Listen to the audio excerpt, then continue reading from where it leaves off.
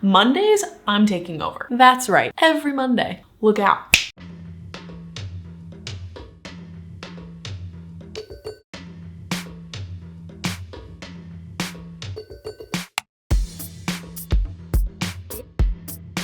Boom, watch fam.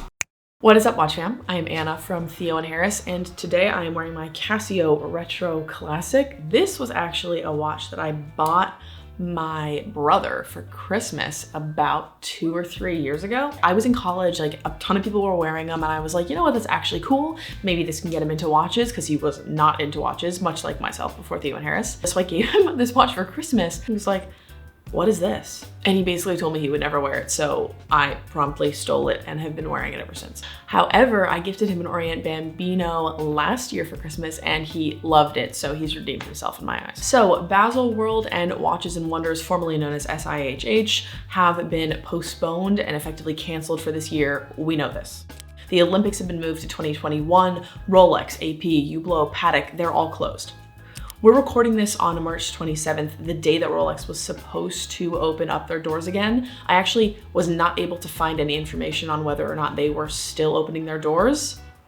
I'm actually going to avoid talking about specifics, whether here or Switzerland, what have you. If you'd like to hear numbers and statistics, then feel free to look them up. Back to Baselworld and Watches and Wonders. Their purpose is twofold. First is to work as the forum, the springboard for which brands can launch their new models. And the second is for authorized dealers to become acquainted with the new models, to hold them so that they're more informed when they place their orders. So if the executives that run these conventions are correct, this year's brands won't have success launching their models on par with past results when these conventions have been running. And the supply chain to authorized dealers will in some way be broken. But we all know that's not entirely true. And it was only a matter of time before the world realized that. The truth is, these conventions have turned into an expensive nuisance and a missed opportunity. The biggest impact on watch releases this year is not the fact that Baselworld and Watches and Wonders aren't happening. It's the crisis we're in. It's the fact that employees are home, the fact that production is stopped. It's not the fact that these conventions didn't happen.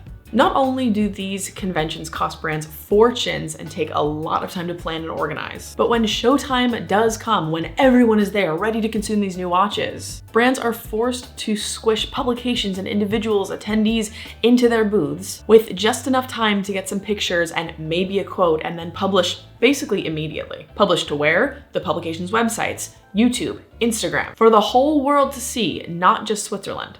So all of that pomp and circumstance, all of this planning and travel and time and money, all amounts to what could have been achieved at a total frill-less meeting between brands and publications. And on top of that, because these events take place in Switzerland, most fans and eligible clients don't even attend. So they're missing the entire experience that the brands put together. Before we continue, don't forget that we have the first time ever and very limited strap discount on our website. So type in this discount code at checkout with the purchase of anything from our leather shop. Back to the video. The real question is, okay, what's next? First, brands will work more directly through digital media to reach their consumers. And second, because they know that tactfully planned events actually do work, they'll be hosting them around the world and more often. There are hundreds of thousands of watch enthusiasts around the world eager and ready to hear brands tell their stories and their brand messages in a different way, to hold the new releases with their own hands and really enjoy this hobby. With Baselworld and Watches and Wonders out of the way, brands actually now have room to breathe.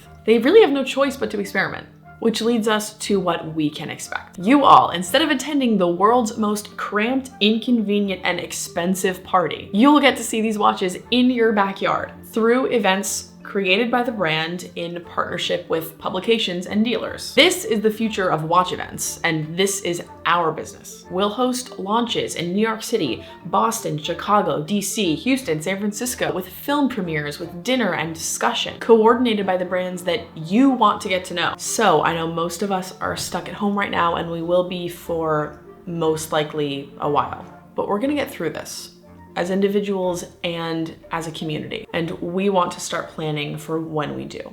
Watch events hosted by your favorite brands catered to your preferences. I've attached a link in the description to a survey that we made to get to know you, your activity in the industry, and what kind of events you want to be part of. So if you have a few minutes free, please take the time to click the link below and fill out the survey. Also, don't forget about our quarantine playlist called Quarantine H right up there where you'll find all of our binge-worthy content. Please enjoy it. We'll keep adding to it. And if you have any suggestions for other things you want to see, please comment down below. Thank you all so much for watching. Please wash your hands, stay safe, stay healthy. I will see you next Monday.